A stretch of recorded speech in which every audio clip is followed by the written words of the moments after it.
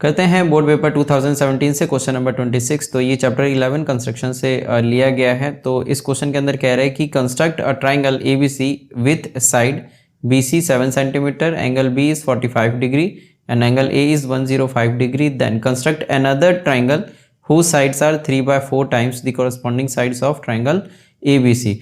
तो यहाँ पे इस क्वेश्चन के अंदर ये कह रहा है कि जो एक ट्राइंगल ABC है ये सबसे पहले बनाना है। BC 7 सेंटीमीटर लेना है, एंगल B 45 डिग्री रखना है, एंगल A 105 डिग्री रखना है और इसी के सिमिलर, इस ट्राइंगल के सिमिलर ट्राइंगल एक हमें बनाना है जो इस गिवन ट्राइंगल के 3/4 टाइम्स है। तो सबसे पहले जैसे कि यहाँ पे BC 7 सेंटीमीटर दिया हुआ है तो यहाँ पे तो एंगल B पे 45 है और एंगल A पे 105 है। तो अगर C पॉइंट पे अगर एक और एंगल होता तो बनाने में आसानी होती। तो इसके लिए हम एंगल सम प्रॉपर्टी यूज़ कर सकते हैं। तो एंगल सम प्रॉपर्टी की मदद से अगर angle A plus angle B और plus angle C is equal to 180 degree होता है तो यहाँ पे जो एंगल A है ये दिया हुआ है 105 और जो एंगल B दिया हुआ है ये दिया हुआ है 45 डिग्री। तो जो एंगल C है अगर हम इसको निकालें तो ये हो जाएगा angle C is equal to 180 minus 105 और प्लस 45 तो ये होता है 150। तो इसको हम सॉल्व करेंगे तो ये आ जाएगा 30 डिग्री। तो एंगल C यहाँ पे ये 30 डिग्री निकल गया। तो अभी जैसे यहाँ पे 30 डिग्री, अभी एक एंगल हमको निकालना था तो यहाँ पे हमें दिमाग लगाना पड़ेगा कि सिमिलर ट्राइंगल बनाने के लिए जो एंगल है, ऐसे तो आप एंगल A पे 105 तो वो कहीं और पे आएगा। जैसे अगर आप एक रफ डायग्राम अगर इसका बनाओगे तो ABC में से जैसे हमने B और C मतलब BC एक लाइन लिया तो B यहाँ पे C यहाँ पे, तो A कहीं और इस जगह पे आएगा। तो जब आप यहाँ पे 45 डिग्री बनाओगे तो उसके बाद में यहाँ पे A से आपको 105 डिग्री लेना पड़ेगा और जहाँ पर भी ये कट करता है इस चीज़ को, मतलब इनडायरेक्टली भी बना सकते हैं बट ऐसे क्या हो जाएगा, ईजी हो जाएगा। जैसे अभी यहाँ पे ये A हो गया। तो ये तो रफ डायग्राम है लेकिन हमें बनाना है स्केल और प्रकार से, तो उसे हम करते हैं। तो जैसे यहाँ पे जो BC है सबसे पहले ये 7 सेंटीमीटर लिया हुआ है तो यहाँ पे हम 7 सेंटीमीटर ले लेते हैं।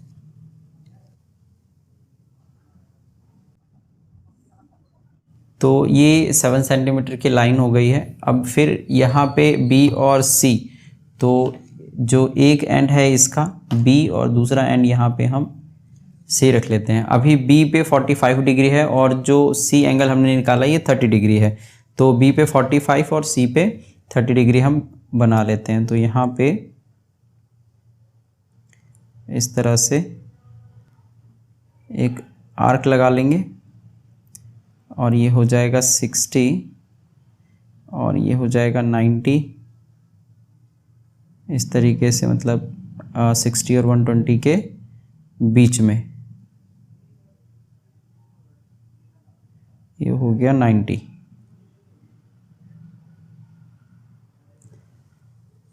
तो हमें ये पूरा आर्क मतलब पूरा जो लाइन है ये हमको नहीं खींचना, लेकिन फिर भी हम आर्क के ऊपर इस तरीके से बनाएंगे कि ये 90 डिग्री हो।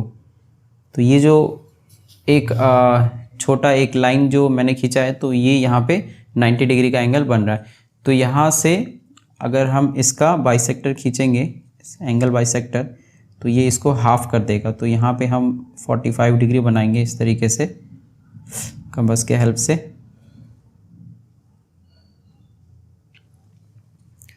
तो ये बन गया 45 डिग्री। अब यहाँ पे हमें 30 डिग्री बनाना है तो ये होता है 60 का हाफ। तो सबसे पहले हमें 60 डिग्री बनाना पड़ेगा। तो इस तरीके से ये हो गया 60 डिग्री। अब इसका हाफ करने के लिए सेम जो कंपास का जो यहाँ पे टिप है हम यहीं पे रखेंगे और एक आर्क फिर ऊपर लगा देंगे और इस तरीके से यहाँ से भी इस तरीके से कि दोनों आर्क एक दूसरे को इंटरसेक्ट कर ले। तो अब यहाँ पे जैसे 45 डिग्री है तो दोनों आर्क यहाँ पे मिल ले, तो हमें यहाँ से B से एक लाइन लेके जाना पड़ेगा जो जहाँ पे जो इंटरसेक्टिंग पॉइंट है, जो ये पॉइंट है जहाँ पे ये कट कर रहा है, यहाँ से जाते हुए वो लाइन जाना चाहिए। तो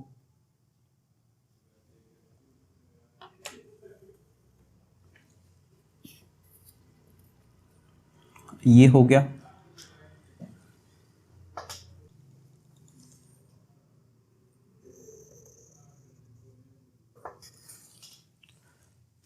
इस तरीके से ये 45 डिग्री और ये 30 डिग्री हो गया, और जो ये पॉइंट है यहाँ पे ये हो गया ए जो कि है 105।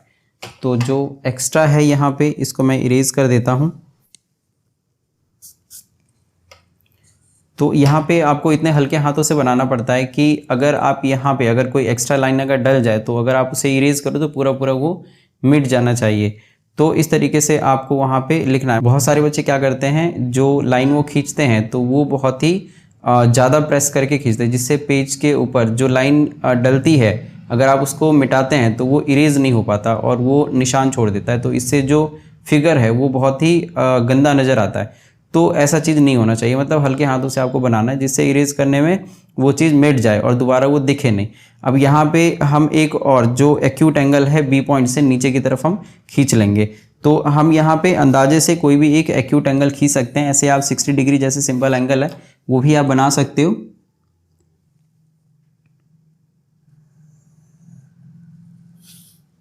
इस तरीके से। तो यहाँ पे 3/4 है, तो इसका मतलब जो ग्रेटर वैल्यू है 4 है। तो इस एक्यूट एंगल पे हमें 4 आर्क लगाना है। तो हम 4 आर्क लगा लेते हैं। इस बी पे इसका टिप रखेंगे कंपास का और 4 आर्क यहाँ से ड्रॉ कर लेंगे। तो ये हो गया 2, ये हो गया 3 और ये हो गया 4। तो अब हम इसका नाम दे देते हैं B1, B2, B3 और B4। तो जैसे हमारा यहाँ पे रेशो है 3 और 4, तो 3 पे भी और 4 पे भी, मतलब ये दोनों एक तरीके से आर्क हो गया। तो थर्ड आर्क और फोर्थ आर्क इस दोनों पे हमें पैरेलल लाइन खींचना है। तो सबसे पहले जो डिनोमिनेटर में वैल्यू होता है उसको हम इस लास्ट पॉइंट से हमें ज्वाइन करना पड़ता है हर ऐसे वाले क्वेश्चन में। तो 3 और 4 में से डिनोमिनेटर 4 है, तो हम इस 4 को लास्ट इस पॉइंट से ज्वाइन कर देते हैं। तो ये हो जाएगा इस तरीके से।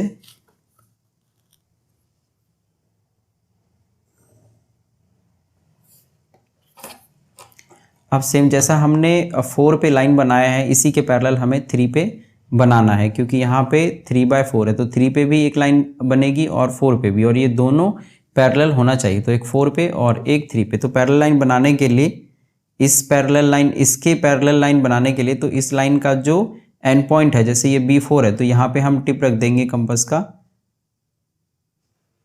और एक आर्क खींच लेंगे इस तरीके से, जो ये बताएगा कि इस लाइन और इस लाइन के बीच में कितना गैप है। ये आर्क बताएगा गैप। तो यही गैप हमें B3 से भी रखना है। तो हमें सेम जो हमने यहाँ पे बनाया है हम इसे बिना हिले डुलाए आगे लेके जाएंगे B3 पे। तो मतलब इसको डिस्टर्ब नहीं करेंगे कि जो इसका लेंथ है ये छोटा या बड़ा हमें नहीं करना है। जो हम यहाँ से बना रहे हैं वही आर्क का जो लेंथ है वो हम B3 से बनाएंगे। तो B3 से एक ये आर्क बन गया। अब जो हमने पहले आर्क बनाया है इसका लेंथ हम नाप लेंगे इस तरीके से एडजस्ट करके कि इसका लेंथ इतना है, और वही ले जाकर इस वाले आर्क का जो लेंथ है इसको हम कट कर देंगे। तो ये इतना जो लेंथ है ये आ गया। तो ये हमारा लेंथ हो गया जो इसके इक्वल है। तो अब हम इस B3 पॉइंट से ले जाते हुए, जहाँ पे ये दोनों आर्क एक दूसरे को मिल रहे हैं, तो यहाँ से ले जाते हुए एक लाइन ड्रॉ करेंगे जो कि पैरेलल लाइन होगा। तो हम पैरेलल लाइन ड्रॉ कर लेते हैं।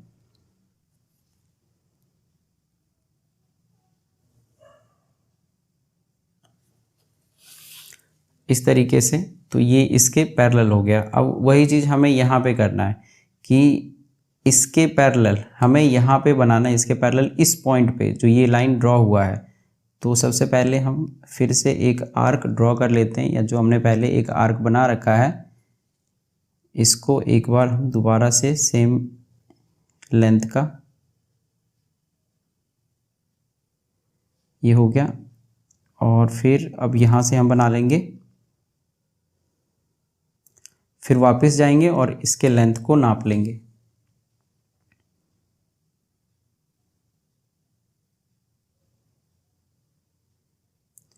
उसके बाद इस वाले आर्क को हमें कट कर देना है, मतलब एक आर्क हम और लगा लेंगे सेम लेंथ का। तो ये आर्क लग गया। अब इस पॉइंट से जाते हुए और इस पॉइंट से जाते हुए, मतलब जहाँ पे ये दोनों आर्क मिल रहे हैं, तो इस पॉइंट से जाते हुए हमें एक इसके पैरेलल लाइन ड्रॉ करना है।